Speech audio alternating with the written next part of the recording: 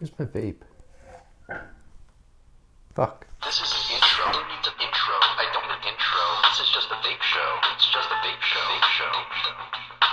This is an intro. Who needs an intro? I don't need an intro. This is just a vape show. It's just a vape show. Vape show.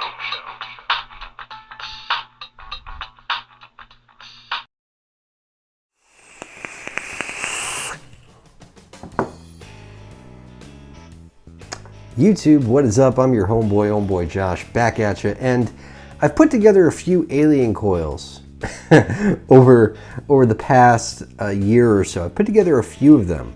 We've done a video or two on the alien coil, and this is yet another video on the alien coil. But this time we've got some new tools to take a look at. There's no one tool that's going to automate the process of making an alien coil for you. That's just the sad truth. The alien coil takes a bit more dexterity, it takes a bit more finesse to get right. But are there tools out there that can make it a little bit easier? That's the question.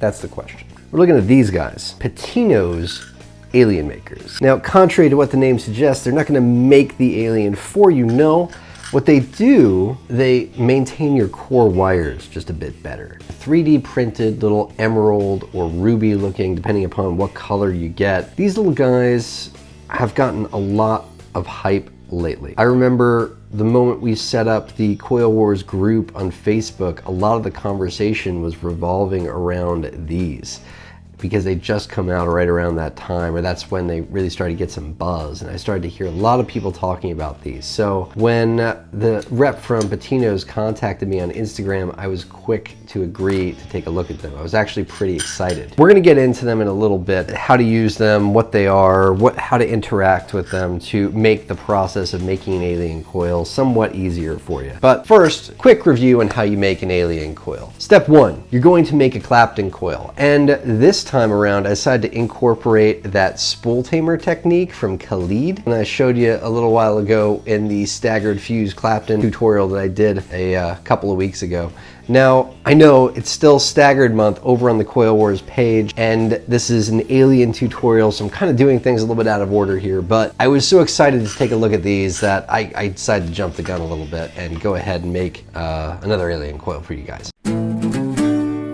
Anyway, I decided to use Khalid S's technique with the spool tamer, and just to show you how cool this technique is, if you're someone that wants to make a clapton or someone that wants to make those processes of making the clapton coil so you can get that wire for the alien fuse quicker, something to make that process easier, or as some people have pointed out to me on YouTube in the comments, make it easier for people who lack the dexterity to make, wires like these. I've had people tell me they have arthritis, or I've had people tell me they're actually quadriplegics and trying to make exotic wires, and tools like this are what help them. And I love that concept. I love that idea of being able to help people make these wires that wouldn't be able to make them without tips and tricks like these. So I love this technique. And just to show you how cool it is, my drill, not this drill. This drill I just kind of keep up here as representation that we're having a build video just because it's easier to walk around with. But no, I hardly ever use this drill anymore. I use my electric drill. The coolest thing about my drill, if I can find a link to this drill, I'm going to put it in the description because I love this drill. 5,000 RPMs, and the best part about it is that it has a locking mechanism. So once you get the speed up and going how you want it to be, especially with a tool like this with the spool tamers, you can actually lock that speed on the drill and it'll just keep going hands-free. So I'm actually able to pick up the camera and move it along with two hands, changing focus. I actually changed lenses at one point, showing you guys this, just to show you guys how amazing this tool is. It's completely hands-free if you want it to be, if you have the right drill for it, and you can make yourself whatever length of clapton coil you want.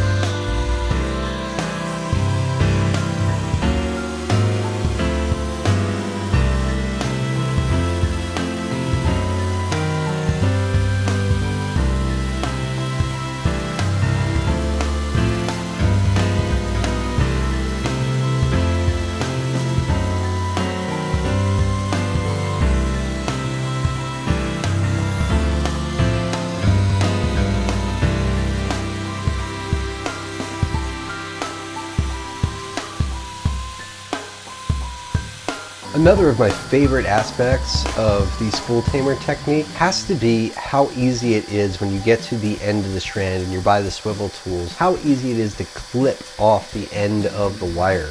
If you're like me, then when you get to the end of the wire, you're trying to conserve as much of the fused wire that's coming off the spool as you can, but you can never do it right, and there's always this huge overhang at the end. You just take out the 2 bits from the Coil Master tool, or the 2 nails, or whatever you're using, so you can unlock the spool tamer so it'll move freely, and then it just sort of drops down. The spool tamer just drops down to the rest of the spool, and you can just clip the excess wire. You know, it doesn't go anywhere. It's awesome. So once the clapton coil is made, the thing about setting up the clapton coil, when you first get it hooked up in the drill and everything, is that you want to set up that clapton wire, the wire that's going around the core, so that you're wrapping it around the bit of wire that's sticking out of the chuck of the drill. And the reason is this with the Alien Coil. It helps just to be able to slip that right off, and sometimes I'll even take it and I'll pull out the first few wraps, because sometimes those first few wraps are a little bit spaced out and they can sort of mess up the process of decoring the wires, so I'll go ahead and pull them out, reverse the drill and pull them out.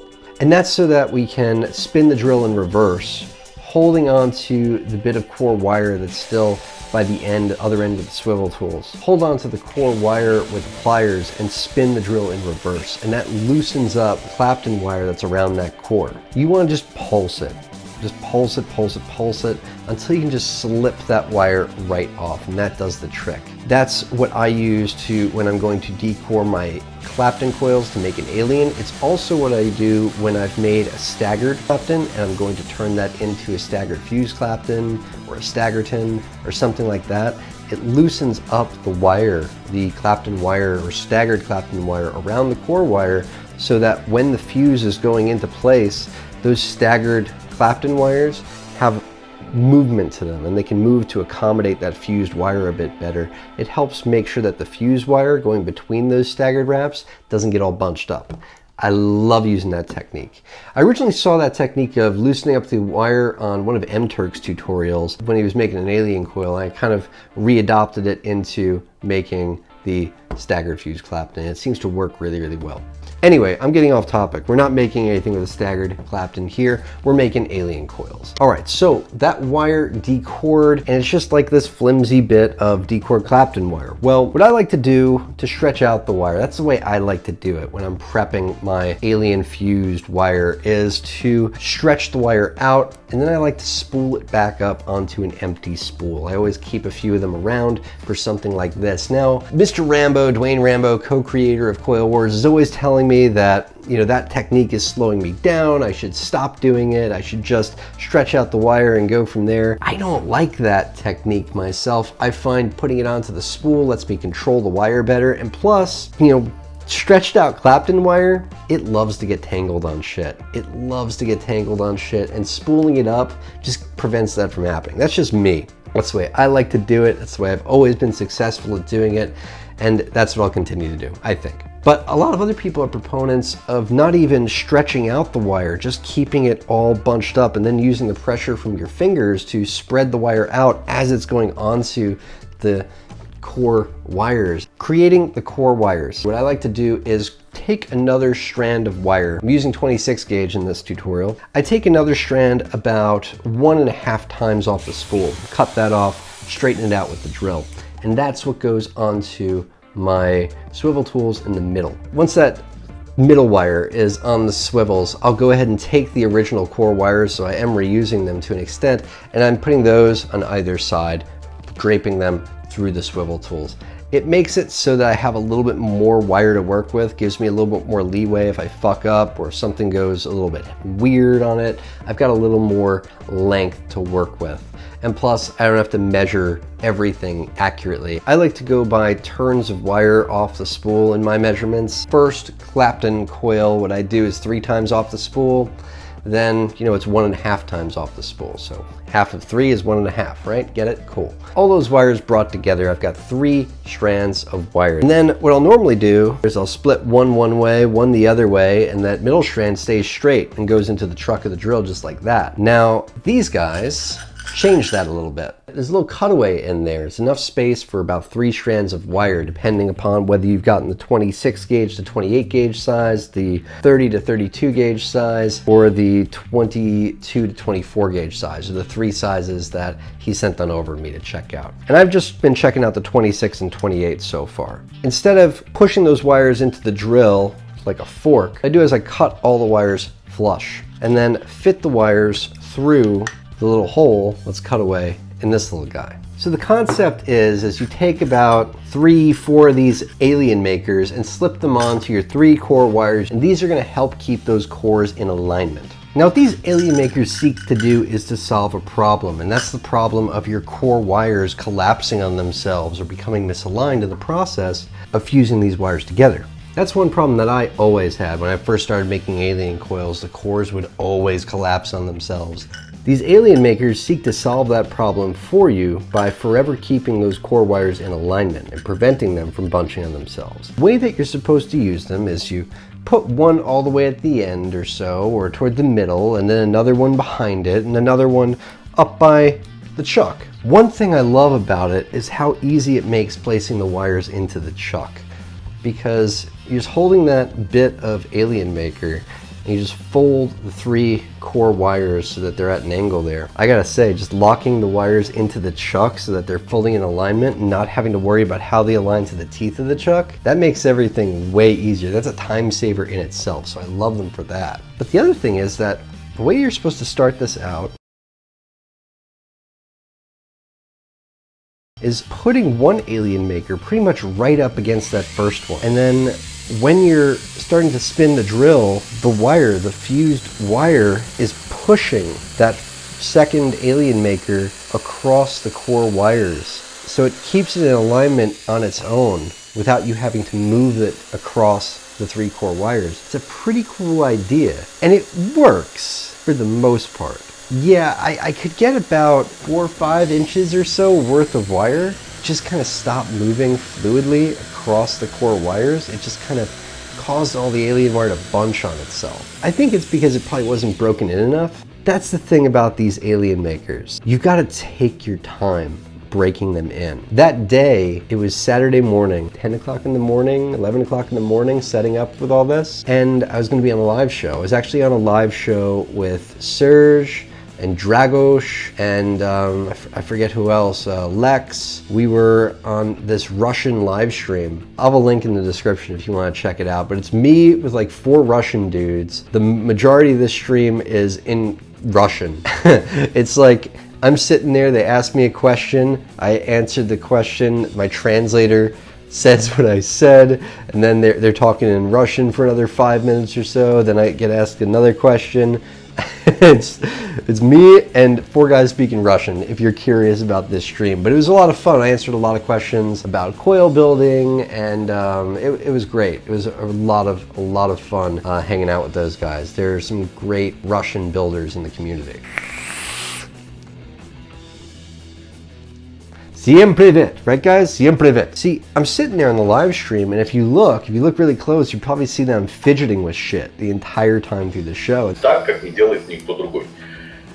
Лекс, спроси, пожалуйста, у него, с чего вдруг пришла эта мысль вот в таком виде именно снимать свои видео. This was like my 3rd time trying to use these alien makers, and I was getting ready to give up on them because they require a lot of break-in for them to move across those core wires. It's a lot of break-in. Because they're 3D printed, they're still kind of rough around that cutaway. Now the same thing happens with 28. I tried fusing with 28 and 40, and the 28 and 40 was giving me so much trouble. Like the 40 could not move the alien maker across the strand. It just wouldn't do it. I think it's because it's the amount of pressure that I'm putting on the 40 versus the amount of pressure that I'm putting on the 34 gauge that we actually made this alien clapton with. It works really well with the 34. It would probably work really well with 36. I don't have any 36 anymore. I used it all. I need to buy some more at some point. And what I did to break that one in was sort of a combination of taking one 26 gauge core, putting it through the alien maker, and then sort of twisting the alien maker back and forth. The wire could go all the way from one end of that little cutaway to the other on one side, and all the way on one end of the cutaway to the other on the other side. And I did that for like a good half hour or so. And then all the wires were together. I was just sort of bringing it back and forth, twisting it from side to side, just trying to break it in as much as possible. So once I got off that live stream, I could come back and finish up the wire. I made 2 good Alien coils, pretty decent Alien coils. One came out a little bit too spaced, but I was just kind of trying to see what it would do if I put a little more pressure into it. I was trying to see if it would space it more, if it would make it tighter, or what would happen if I pushed it along a little bit faster, and it worked. So I got 2 Alien coils, 5 wraps each, 3mm internal diameter in the purge deck on the Headshot RDA.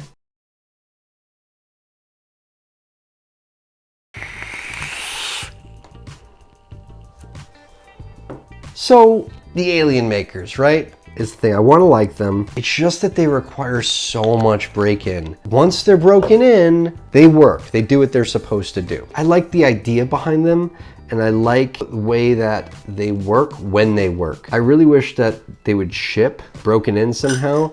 I know that could take, you know, Patinos time to get them set up, but I'm telling you, each one of them, and they come in a package of 6, and I only used 3 of them because I didn't want to take the time to break in a 4th one or a 5th one or 6th one, to be honest with you. They take a long ass time to break in so that they'll move across these core wires properly. Once they're broken in, they work great, but I just wish that they shipped broken in. That's the thing. They're gonna make it possible for the person that's never made an Alien coil before to be able to make an Alien coil. If your sole problem is the core wires collapsing on themselves and you just can't get past that, then they'd be pretty good. If that's the only thing standing in your way, like if you can get like 1-2 inches and then the wire's just collapsing and you can't figure out what you're doing, something like this could probably really help you. But you're gonna have to put the time in. When you first get them, don't even try using them yet. Just sit in front of the television, watch some vape reviews or whatever, and take the time with them. Take about an hour with each one that you're going to use. Put it that way. And I would recommend using 4 instead of 3 like I did. Because I gotta tell you, getting these broken in or trying to use them without them being broken in, that shit's frustrating, let me tell you. Anyway, I want to take the time to thank you guys again for all the support that you show this channel. I'm going to be adding affiliate links into the bottom of each description on my videos. It's also going to be on my About page, so you can find it easy. If you're going to be making a purchase, clicking those affiliate links and using those links to make your purchase will help support the channel, and I definitely appreciate it. And also, I have a Patreon account out there if you want to contribute and support the channel. Till next time, I'm your homeboy, OhmBoy Josh. Vape on, Vapers.